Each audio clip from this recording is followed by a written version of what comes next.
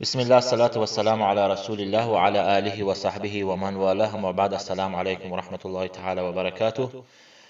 اطراف حکم ادا کردن نماز عید در خانه ها بنابر مشکلاتی که الان قرار داریم که حجر صحی یا این که کرانتینه که امروز در این ماه ها را بسته است. بنابراین حکم خواندن نماز عید از دیدگاه شریعت در خانه چیست؟ برای شما مختصر بیان میکنم.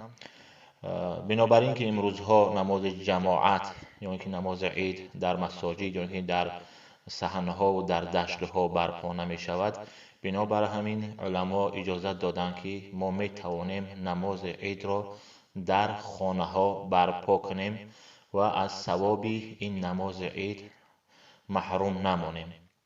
خب نماز عید موافق مذهب خودمان حکمش واجب هست و ما می توانیم که در خانه ها به شکل جماعت همراه عائله هامون بخوانیم، یا اینکه اگر تنها باشیم می توانیم که نماز عید تنها بخوانیم.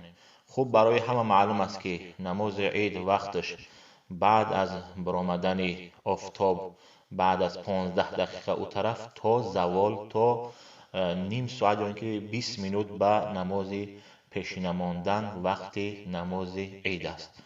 خب نماز عید وقتی که ما در خانه ها خواندیم، خطبه نماز عید از گردن ما ساقط می شود، یعنی که ما میتونیم که خطبه را نخوانیم، یعنی که خطبه نماز عید در خانه هامون نمیخوانیم، تنها همون 2 رکعت نماز میخوانیم و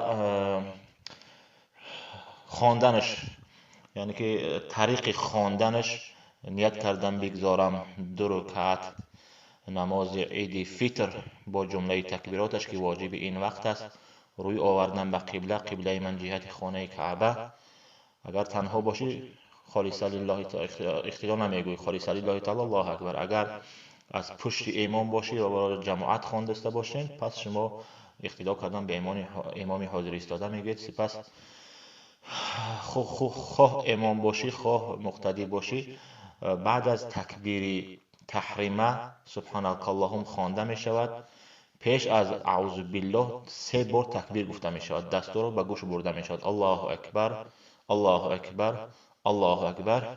سپس اعوذ بالله و بسم الله را سرا پس می خوانیم و شروع می کنیم به بلند خواندن سوره الحمد و ضم سوره می کنیم.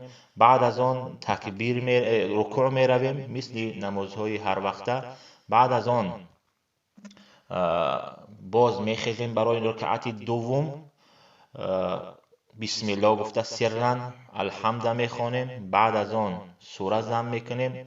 بعد سوره ضم کردن رکوع نمیریم، بلکه تکبیر میگیم، دستها رو به گوش میبریم، 3 بار به گوش میبریم.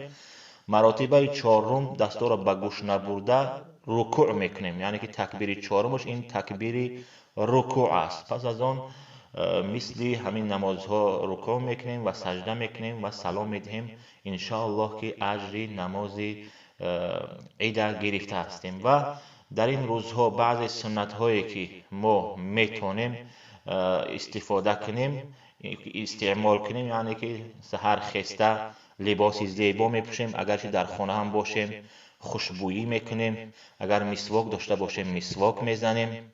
بعد از آن تکبیر میگوییم، تکبیرهایی که در یکی از شعارهای مسلمان ها است که در روزهای عید باید گفته شود.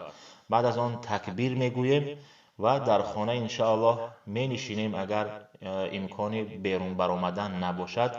و یکی از سنت های دیگر هم این بود که وقتی که اصحاب رسول صلی الله علیه و سلم با رسول صلی الله علیه و سلم در روزهای عید وامی خوردن، به یکدیگر میگفتند که خدا از ما و شما قبولش بگرداند.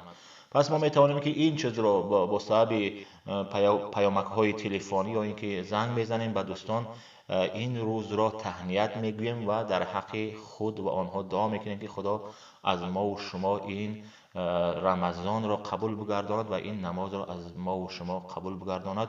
در حق بنده دعا را فراموش نکنید. و السلام علیکم و رحمت الله تعالی و برکاته.